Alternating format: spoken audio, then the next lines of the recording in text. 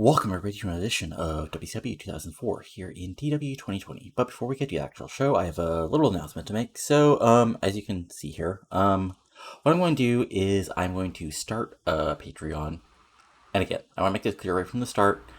I'm not going to stop any videos, stop releasing stuff at basically the same cadence or anything like that, even if I get no support. But what I'm basically doing this is as a way for people to show support if they want, get some little bonuses, and basically, see, what support people want to give me for a variety of stuff, whether it's, videos, more info, etc., etc. So I'll be doing this basically, for this next week at the start of every video. So if you watch more than one of my series, you can probably skip ahead a couple minutes. But regardless, I just want to go over this just for people, and obviously I'll include a link in the video and in the description and everything. But I just want to go over everything, explain what I want to do for folks. And if you want to sign up, great. And if not, still watch the videos.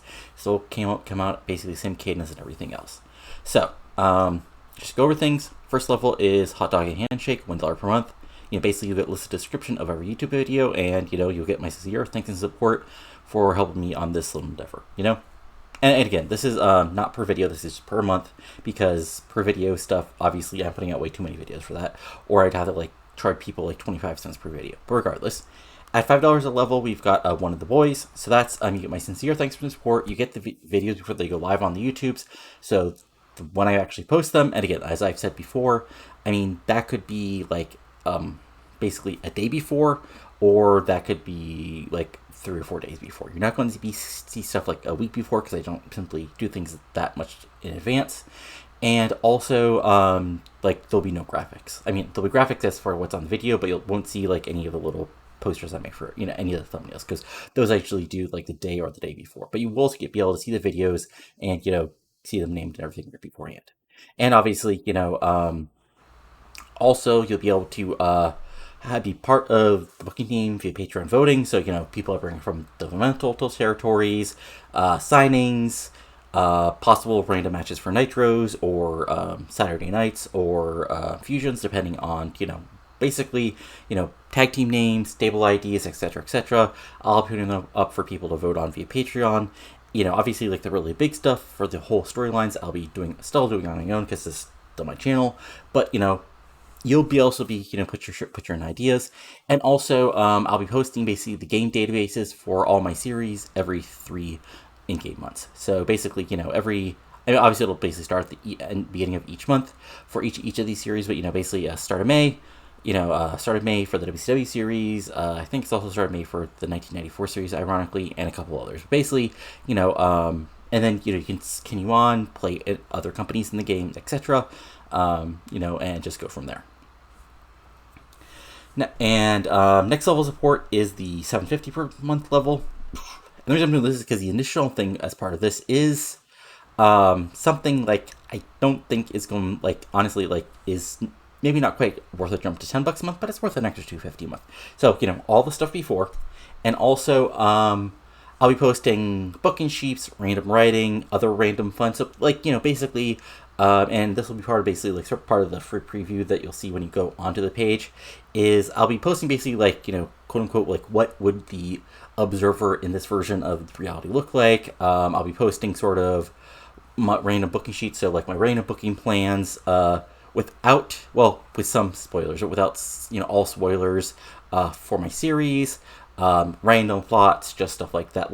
Basically you'll probably be getting a couple hundred to 1,000 words of writing every week from me, just because I'll have an idea and I'll write it up. Maybe you'll get backstage shenanigans, and I'll write them up. You'll get in-game reviews of various pay-per-views, or thoughts from the internet of this world, stuff like that, and anything else people want to include, just because there's no good way for me to put this writing anywhere, because I can't really put it randomly with the YouTube stuff I post up, because it's just part of the description, and it's fun to do. And also the kind of big thing is add a character to a series. So the actual series for this stuff will determine as if people sign up. But basically, you see the randomly generated characters in the WCW 2004 here, and also I think they're in other. I think think it might be 1994. I forget off the top of my head, but regardless,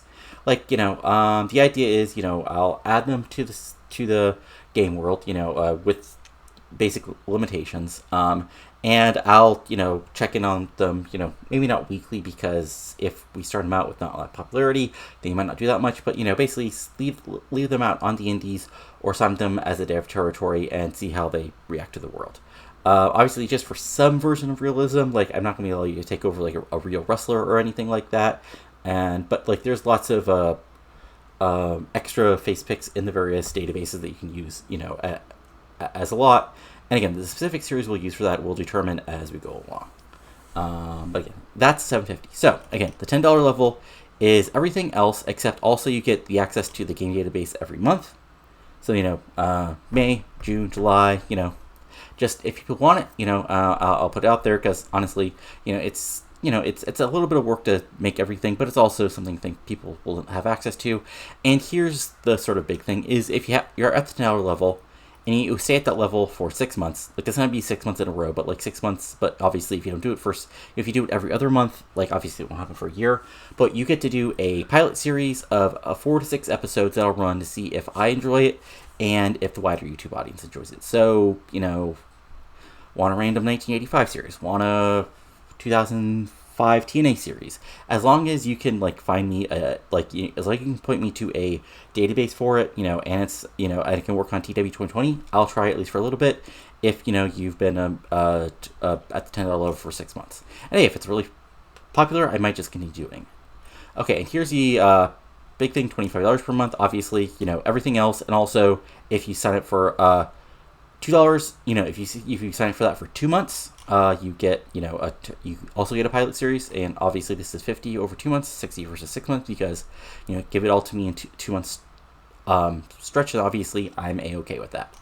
And finally, you get to choose a storyline or signing for a series per month. Obviously, you can't do this for every series, but obviously, if you're giving me this much money for whatever reason, I'll allow you to choose basically book me a storyline, tell me a signing if at all possible, and I'll add them to whatever series I'm doing. And of course, the joke level, $250 per month, the Tony Khan / Earn Money Mark tier. Honestly, like if you're doing this, you're a crazy person, and whatever, sort of like sending me a kidneys, I'll do whatever. And now, as far as what I'm sort of like be able to doing this for is goals. So at $20 per month, I'll commit to 5 videos every single week. Obviously, even under normal circumstances, I'm going to try to hit 5 videos per week just because, people like all of my series and I like doing them. But like some weeks, like last week, and the last week, I just ran out of time, had other stuff going on, and I just didn't have the time. So obviously, and regardless, even though this is a game I enjoy, this still takes time, whether it's the actual booking, the writing things up, and everything else. So, but if I'm being, if I'm getting 20 per month, which is, basically, I'm not like it's not a whole lot, but it's enough to basically like pay for that, extra hour or so of work each week it is for doing the actual booking and stuff.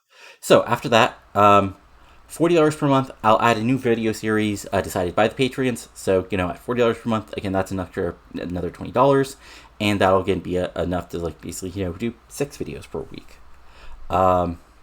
And then $60 per month is I'll live stream my booking for one of my series decided by Patreons on Twitch weekly. That would probably be like a Saturday or Sunday thing. And, just if, and if people want to do that. Obviously, if people have other ideas, they can send them to me via the Patreon email, Patreon Mesa thing, post on the comments or whatever. Obviously, this has been a long ass beginning to the video, and hopefully this won't go as long with every video, but I just wanted to go over basically everything and, basically sell on what people want, Again, regardless of how much support I get, I'll continue all my series. This is all a bonus and just a chance to get a peek behind the curtain, affect things a bit, and, get some videos early. Nothing that fancy, but I'll really sincerely any support that I actually get. But that's it, so I'll be back with the actual video in just a second.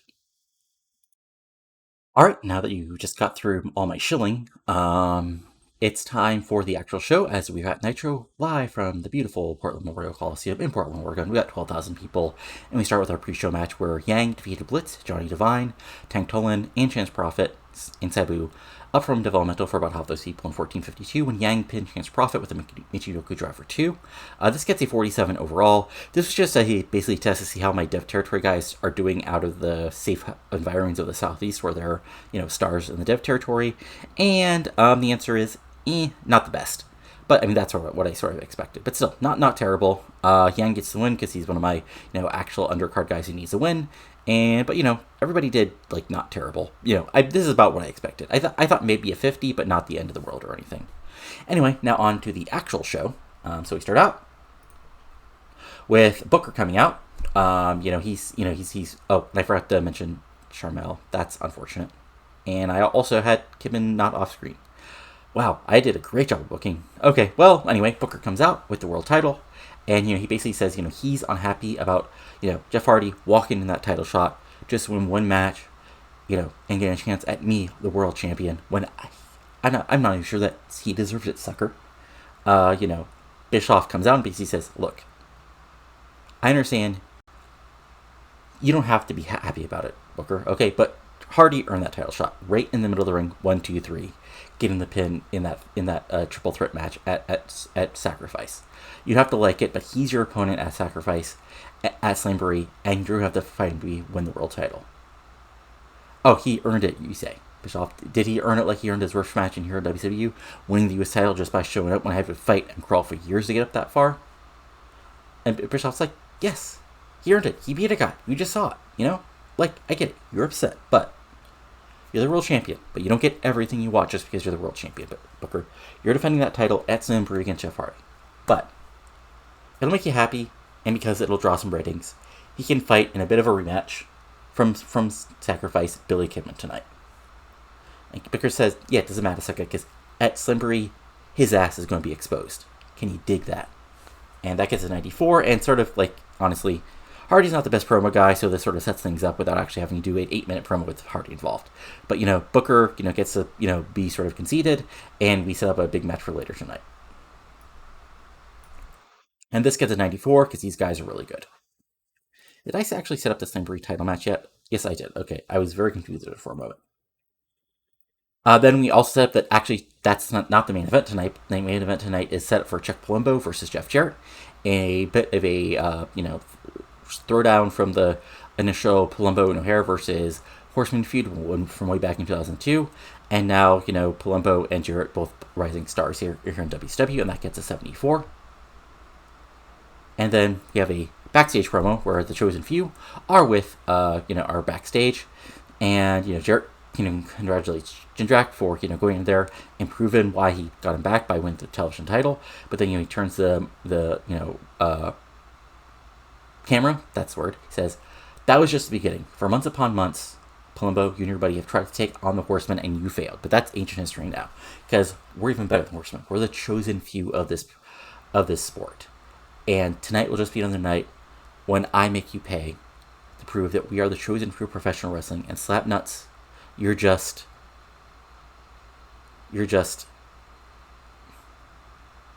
a brief shining star that'll fall to the ground like a meteor and crash.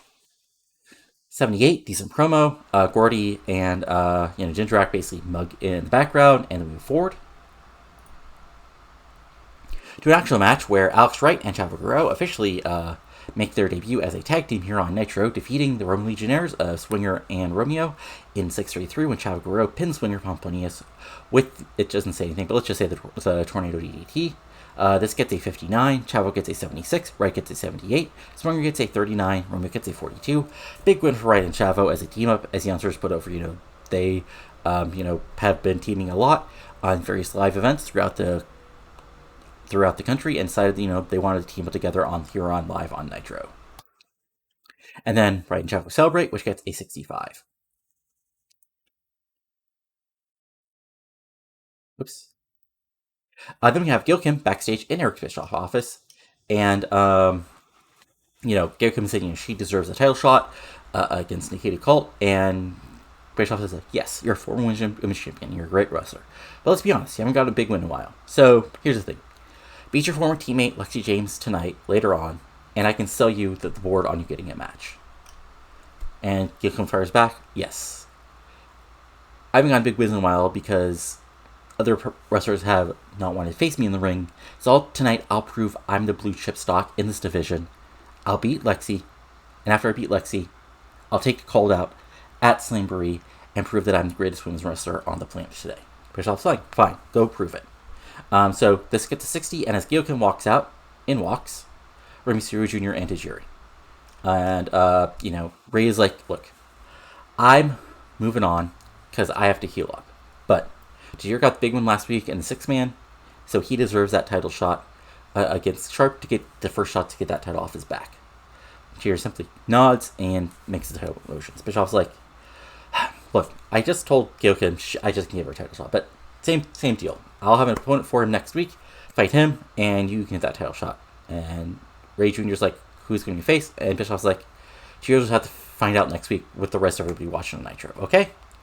And Ray Jr. and TJ leave, and Bischoff just sort of sighs, As this gets a 76, does a solid job of continuing the sort of, the feud with Kenny and Sharp as we go on. Backstage not backstage, sorry, my bad. As we have a match between Reno, who's part of course, half of the tag team champions of the world, and Paul London, who's teaming with Jason Jett to get who's the number one contenders, getting the title shot against Reno and Cash at Slamboree, and they face off. As in about that good wrestling and decent direction with the crowd, Paul London in our first match of the night. Really? That's weird. Okay. I thought it was something different, but whatever. Paul London defeats Reno in 10-1 by pinfall with a surprise roll-up. So this gets an 80, which is a lot better than I expected, but because London is real good. Like, London's actually probably one of the guys who will get a big push throughout the rest of the year, even outside of this tag title run, tag title shot run. But anyway, sorry, lost my train out there. So what happens, Reno throws London around again, but London, doesn't give up. At the end, London basically gets a sort of rolling cradle on Reno out of nowhere. Then they get to 1, 2, 3. Reno basically kicks out at 3.1, but it's not enough as he gets a big win over one half of the tag team champions. Reno gets a 65. London gets an 82. And post-match, Jet and London celebrate and make the title motions as the crowd pops, as that gets a 66.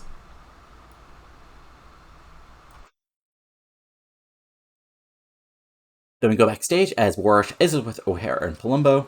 And, Palumbo says, tonight's a big match to help prove that we're the future of this company on our own with no other help. We'd never had a horseman. Yes, we were part of the Natural Born Throws years and years ago. But since then, we've been together. And now we've been apart, but we've been successful all over. And, Jarrett, you think you're something special because you found 2 kids willing to be your little lapdogs? Well, you're going to find that why we're the future of this business tonight. And Heretics Mike says, he's right. Palumbo's going to run through Jarrett tonight. But I want to focus on one thing. At Super Brawl, yeah, Mesias, you took me out, man. But I want another shot at you. I don't care what kind of drama is going on between all you weirdos, because it's time for you to face a future shock at Slamboree. So this gets an 83, and O'Hara has challenged Mesias to a rematch. And then we have another interesting segment, as Eddie is backstage, basically talking to a random backstage person, he says it's stuff that he lost the title. Eddie, says, say, just 3 seconds. 3 seconds is all it takes to lose that title, but I'll be back when it's sooner than you think. And then, out of nowhere, Jamie Noble comes up with Ebony Sable behind him, of course, because he's, a cocky little bastard. And Eddie's like, what do you want? And Noble's like, look, you want to talk about how you're getting that title back, but the reality is, buddy, you've been passed up already. WCW suits are behind Hardy now, and you're old news, man. Hell, I lost, but at least I lost to a young talent who's going to be here for years upon years. You had your chance at glory, and now you lost your belt to a guy who's been around here forever.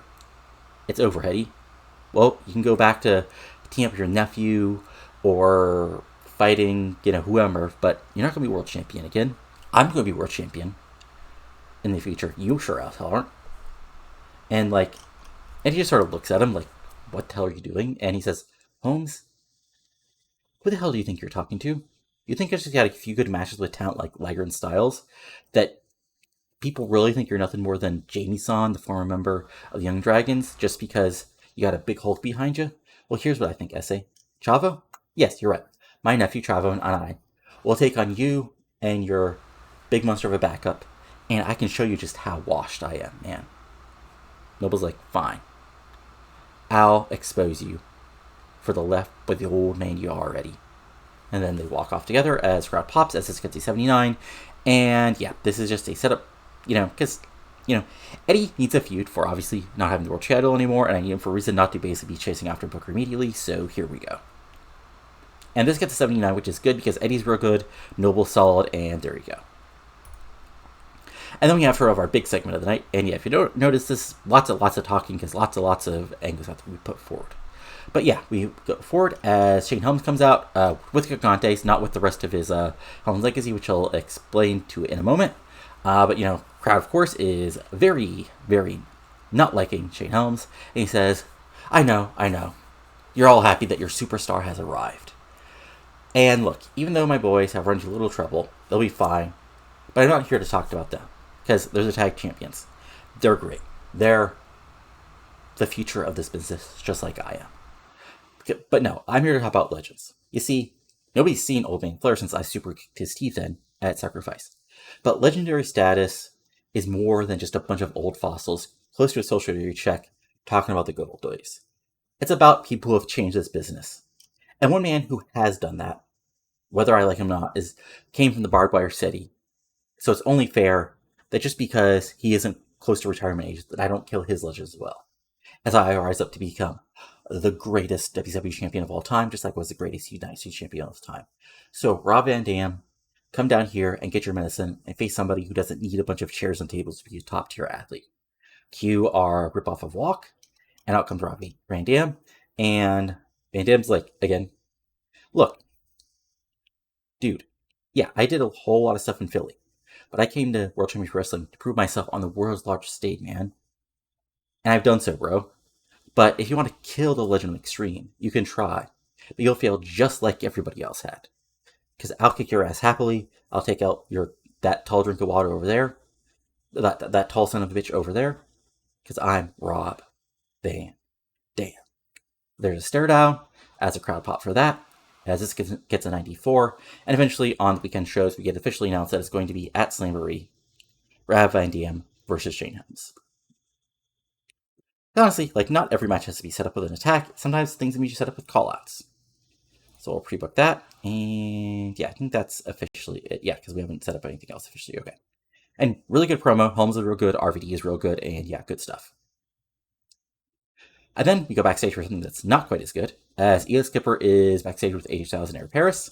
Elix basically, walks up to AJ and says, challenges for the Cruiserweight title. AJ's about to actually accept it because he's a good fighting babyface when Eric Paris up and says, look, AJ has faced Jushin Liger and Jamie Noble in the past couple months. Who are you, man?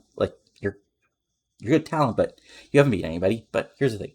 If you can beat a former television champion like me, I'm sure AJ will be happy to take you on for the title. AJ, a little confused, but sure, nods. And there we go. Set up for next week, Elix Skipper versus Eric Paris. With Elix getting Cruiserweight title shot if he defeats Eric Paris. So there you go. And then in our decent match, actually a really good match, about the terrible wrestling, that's just mean, and non-existent crowd heat. Again, it's 66. We're not talking about a 40 here. Gail Kim defeated Lexi James in 8:43 by pinfall with 8 defeat. So again, back and forth match, solid match. Suplexes, some drop kicks. Lexi tries to hit her Lexi DDT, but Gail Kim gets out of it. There's some little fighting and screaming about Gail Kim turning her back on her, but Gail Kim fires back with some kicks, and in the end, she's just a little bit better than Lexi. Goes up top, hits 8 defeat, 1, 2, 3, big victory for Kim. She gets a 66, Gail Kim gets a 60, and Lexi James gets a 50. Not bad at all. And of course, post-match, what happens is Gail Kim is celebrating, when out of nowhere comes Nikita Colt, who just drops her from behind and locks in the submission hold before WCW officials run down and break it apart, as this gets a 63, as it's official for Slamboree.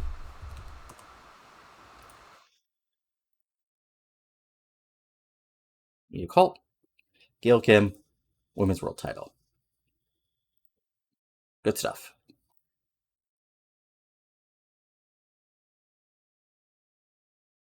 Then we go backstage, where Eddie, basically goes to the locker room with Chavo and Wright, and basically, Chavo, tells Eddie, he's had good luck teaming with his right recently, but he's always helped to team up with his uncle Eddie, so he'll be fine to take on. So he's fine to take on Noble and Ebony Sable next week live on Nitro and show them what Guerrero family values are all about. So this gets a 68, decent stuff, But Eddie seems a little bit peeved at the end that like Chavo seems to be almost happier teaming up with Ray. But still, solid stuff, and sets another match for next week. And then we go backstage with a Keaton Sharp promo. As he says, right here, as I have this U.S. title around on my shoulder, that the way has already been successful, as seen by Rey Mysterio Jr. sinking away. If he has to, he'll teach Tajiri. But if he has to, I'll teach Tajiri to walk the path just as well, so he's an actual athlete again instead of a misspooning joke. But as always, you'll have to walk past behind me because I am leading you the way. 67, decent promo. And sort of further is, the Ray Jr., Sharp, and now Tajiri involved feud. Then we have okay, this is actually interesting. So the three-way, interesting, okay. So about had great heat and good wrestling. Jeff Hardy defeated Billy Kidman in 12 weight by pinfall, Swanton Bomb. This gets a 77 because they did not click. So actually, I can sort of imagine this because Kidman's a cruiserweight style wrestler, but he's not quite the spot fest type of guy that Hardy is. So I can sort of see this like breaking down. But in the end, it's still Jeff Hardy versus Billy Kidman, so it's still really solid. And of course, Hardy's really over. Kidman's really over as a heel. But back and forth, Hardy's just a little bit better. He's able to hit the Twist of Fate and then go up top, hit the Swanton Bomb before anybody else can get involved, and get the 1-2 victory over Kidman. As I said, this gets a 77. Hardy gets a 79. Kidman gets a 79. So, not the worst thing ever, but not the best thing either. And of course, I forgot to add a storyline on it, which probably got it to an 82 or an 83. But, not the end of the world or anything. Then we have a quick Jeff Hardy promo, which shows why I did not do a Jeff Hardy promo at the start of the show. As he says, Booker, you can try to look past me, but every time people have underestimated me in this business, I made them pay. Whether it was off of ladders, through tables, in star-studded tag matches, or against people who have tried to make me pay. But, if you look past me, Booker, towards anybody else, at Slamboree, your title will be short as hell. Because I'll be the new world champion.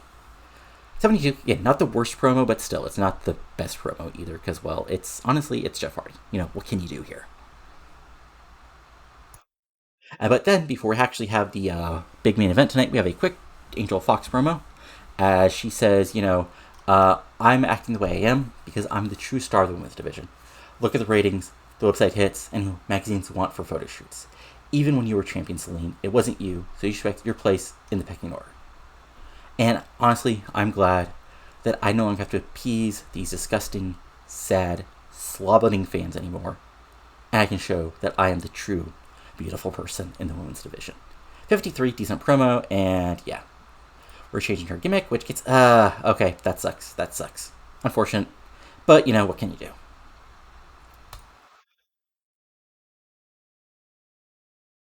Let's try that again.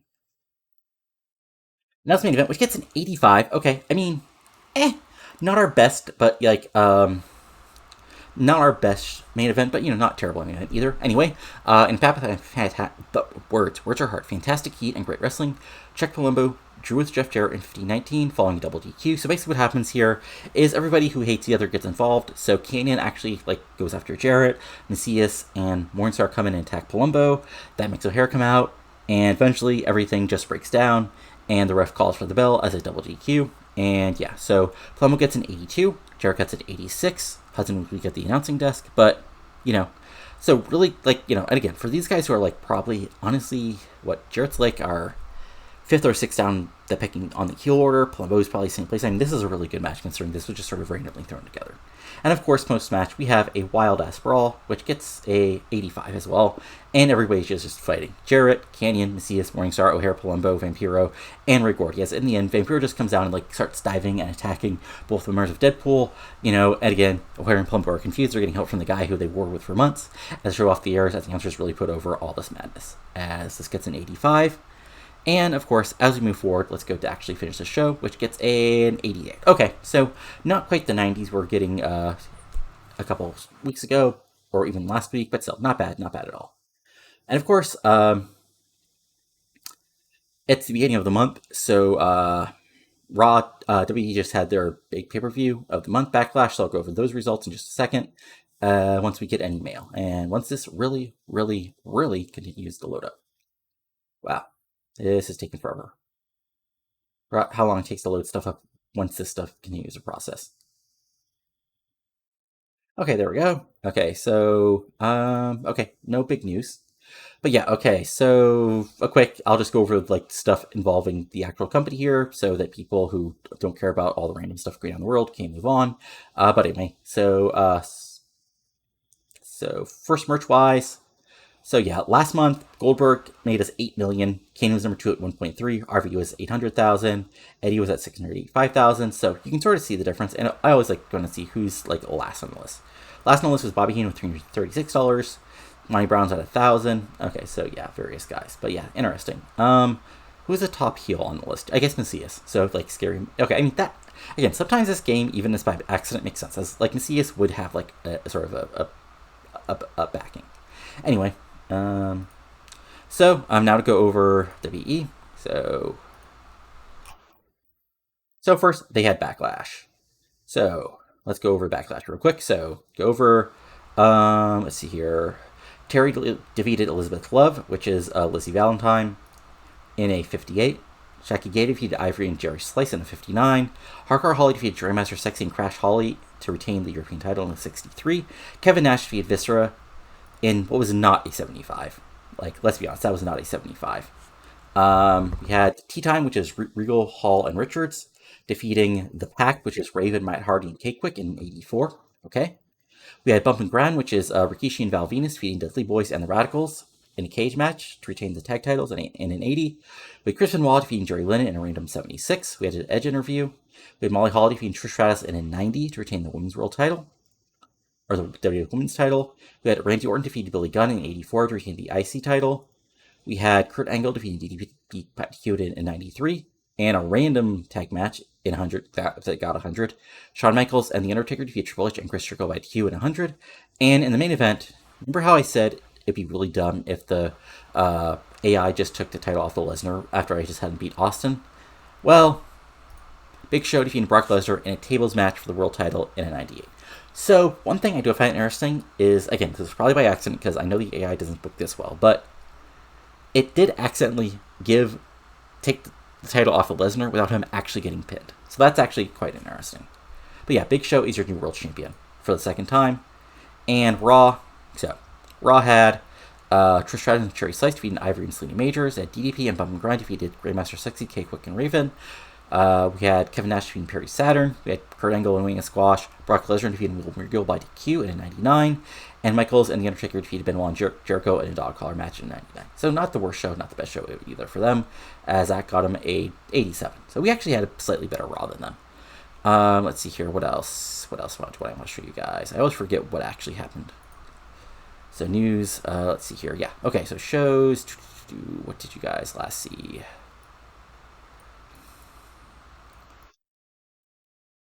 Okay. So there's Sacrifice. So there's Raw. Right. Okay. So weekly house show. So Ken Anderson and Kenzo Suzuki actually teamed up to defeat John Phoenix and Claudio in a 55.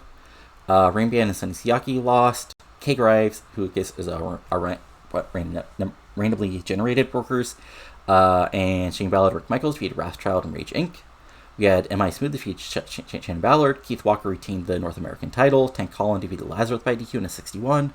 And Jason Cross defeated Prince Nana and Ray LePen. So that's 2 out of 3 of our dev workers in a 73. And yeah, NWA Wildside getting 4,000 people to a show is insane if you think about what they were in reality. OVW had one of their big shows. So we had Riptide defeat Christy Ritchie. We had, let's see, Homicide and Shelton Benjamin teaming up to take on Maven and Mafia. Justice, which is Abyss, defeating Logan Kane. Lance Cade and Chris New York retained the Southern Tag Team titles, defeating Chet Jablonski and Spanky. Linda Miles defeated Bloody Phoenix, retained the Devious title. And Rico defeated CM Punk in a 67. So good for OVW. Let's see here. Oh yeah, Saturday night. I'll show you guys real quick. I forgot to do that, but okay. Hopefully people hang on for this. But anyway, we had so Saturday night was taped from Reno. So we had Jindrak and Gordy arriving, wanting to defend.